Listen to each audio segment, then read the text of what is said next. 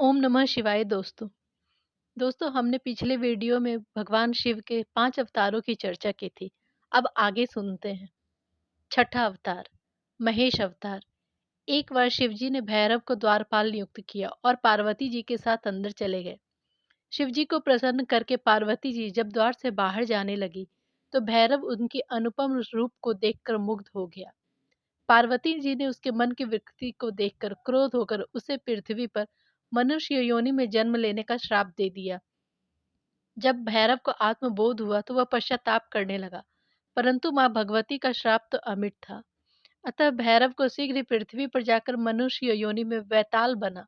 इधर शिव जी ने भी उसके स्नेह से पार्वती जी सहित लौकिक गति के अनुसार पृथ्वी पर अवतार लिया, जहाँ शिव जी का नाम महेश हुआ और पार्वती जी का नाम शारदा हुआ। सातवां, हनुमान अवतार। विष्णु जी के मोहिनी रूप को देखकर लीलावश शिव जी ने कामातुर होकर अपना वीर्य प्राप्त कर दिया। सप्त ऋषियों ने वीर्य को कुछ पत्तों पर स्थापित किया और गौतम की पुत्री अंजनी के गर्भ में प्रवेश करवाया, जिससे अत्यंत तेजस्वी और प्रबल पराक्रमी श्री हनुमान जी उत्पन्न हुए। बचपन में सूर्य को छोटा सा फल समझकर हनुमान जी उसे मुंह में डालने ही जा रहे थे कि देवताओं के अनुरोध पर उन्होंने उसे छोड़ दिया। हनुमान जी ने सब विद्याओं का अध्ययन किया था। सीता जी की खोज में समुद्र पार करके लंकापुरी गए।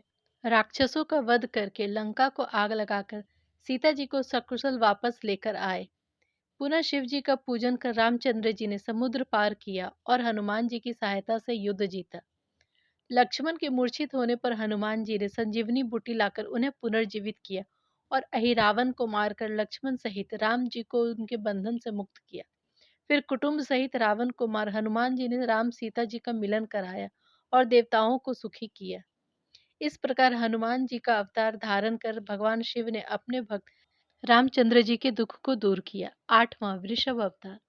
जरा, व्याधि, मृत्यु आदि से व्याकुल होकर देवता और दैत्य जब शिवजी के शरण में आए, तो उन्होंने उन दोनों को मंदराचल पर्वत की मथानी और वासुकी को रस्सी बनाकर क्षीर सागर में मंथन करने का आदेश दिया। शिव जी की सहायता से देवता और दैत्य अपने कार्यों में सफल हुए।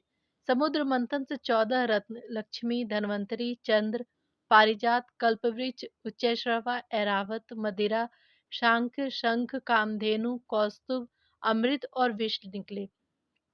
अमृत के लिए देवों और दैत्यों में प्रबल संघर्ष हुआ। दैत्यों ने बलपूर्वक देवों से अमृत छीनकर अपने अधिकार में ले लिया।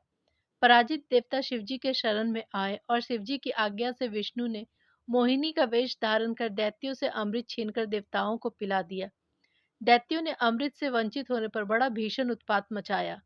कुछ दैत्य बचने के लिए और अपने आत्मरक्षा के लिए पाताल लोक में घुस गए और वहां बहुत से पुत्र उत्पन्न किए, जिन्होंने पाताल लोक से पृथ्वी तक बहुत उपद्रव मचाया।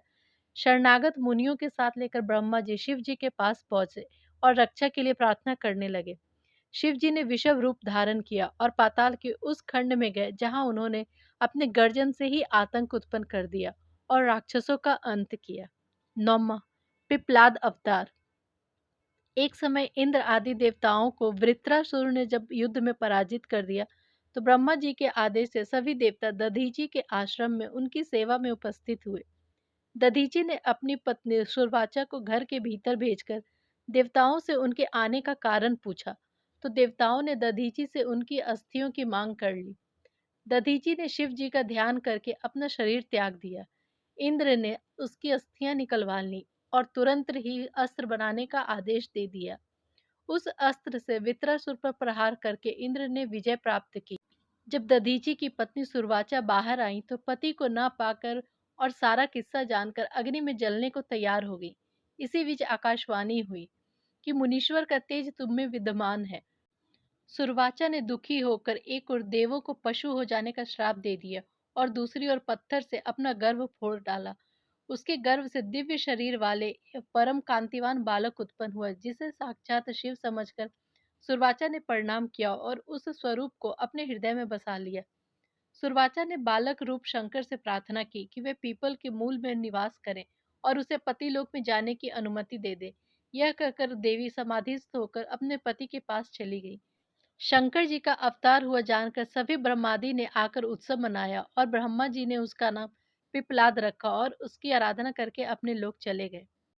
इस प्रकार पिप्पलाद मुनि के रूप में अनेक लीलाएं करके शिवजी अपने स्वरूप में लौट आए। 10वां वैश्यनाथ अवतार। पूर्व समय में नंदी ग्राम में सुनंदा नाम की एक रूपवती वैश्या रहती थी। व्यवसाय से रूप जीवा होते हुए भी वह बहुत बड़ी शिव भक्त थी। वह रुद्राक्ष और विभूति धारण कर शिव जी के नाम और जप में तन्मय रहा करती थी। उसके भाव की परीक्षा लेने के लिए शंकर जी एक दिन वैश्य का रूप धारण करके उसके घर गए। उनके पास एक बहुत ही सुंदर कंगन था, जिसे पाने के लिए वो वैश्य अब आतुर हो उठी। और वैश्य धर्म के अनुसार सुनंदा ने कंकन के मूल्य के बदले 3 दिन और 3 रात उस वैश्य की पत्नी बनकर उसके साथ रहने की योजना रखी, जिसे वैश्य रूपधारी शिवजी ने स्वीकार कर लिया।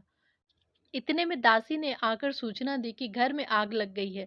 उस अचानक लगी आग में वह कंगन भी जल गया, जिससे उदास होकर उस वैश्य ने चिता बनवाकर उसकी आग में आत्मदाह कर लिया। वैश्य के जल जाने पर और प्रतिज्ञा पूरी न कर पाने से व्याकुल होकर सुनंदा अपने प्राण त्यागने जा रही थी। तभी विश्वात्मा शिव ने प्रकट होकर उसे मरने से रोक लिया और अपने दिव्य रूप के दर्शनों से उसे कृत्य किया। शिवजी ने उस वैश्या की भक्ति और निष्ठा की प्रशंसा करते हुए उससे वर मांगने को कहा। इस पर सुनंदा ने उनके चरणों में नित्य भक्ति और स्वरूप के नित्य दर्शन का वरदान मांगा, जिससे शिवजी ने तथास्तु कहकर उसे प्रदान कर दिया। 11वां द्विजेश्वर अवतार। एक बार भद्रायु अपनी पत्नी सिमंत्री के साथ वन विहार को गया तो भगवान शंकर भी पार्वती को लेकर ब्राह्मण दंपत्ति के रूप में उस वन विहार के लिए पहुंच गए। वहां वन में अचानक प्रकट सिंह से भयभीत होकर शिवजी रक्षा के लिए दौड़कर राजा की शरण में आए। राजा ने अपने अमोघ शस्त्रों का प्रयोग किया, लेकिन वह सिंह ब्राह्मण की स्त्री को अपने मुंह में दबाकर भाग गया। इस पर ब्राह्मण ने राजा की बहुत आलोचना की कि वह राजा होकर एक शरणागत ब्राह्मण की रक्षा नहीं कर सकता, उसका जीवन व्यर्थ है। ब्राह्मण अपनी पत्नी के वियोग में दुखी होकर जल में मरने जा रहा था। 12वां यतिनाथ अवतार। अरबुदांचल पर्वत के समीप शिव भक्त आहुक आहुका नामक भील दंपत्ति रहते थे। एक बार आहार की खोज में आहुक बहुत दूर निकल गया। थका हारा शाम को जब वो घर लौटा तो भगवान शंकर यतीश के वेश में उसके घर पधारे। उसने यतीश का सविधि पूजन किया।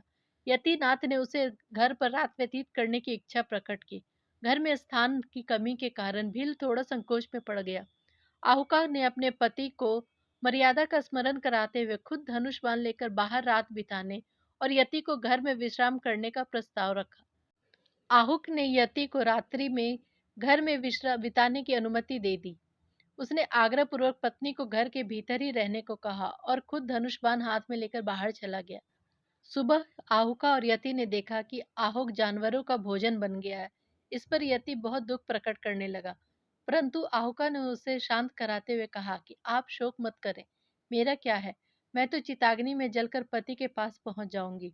अतिथि सेवा में प्राण विसर्जन धर्म है और उसका पालन कर हम धन्य धन हो गए हैं। यति को यह कहकर जब आहुका चिताग्नि में जलने लगी तो शिवजी ने उसे दर्शन देकर वरदान दिया। शिवजी के वरदान से ही अगले जन्म में आहुक निपधराज नल बना और आहुका दमयंती बनी।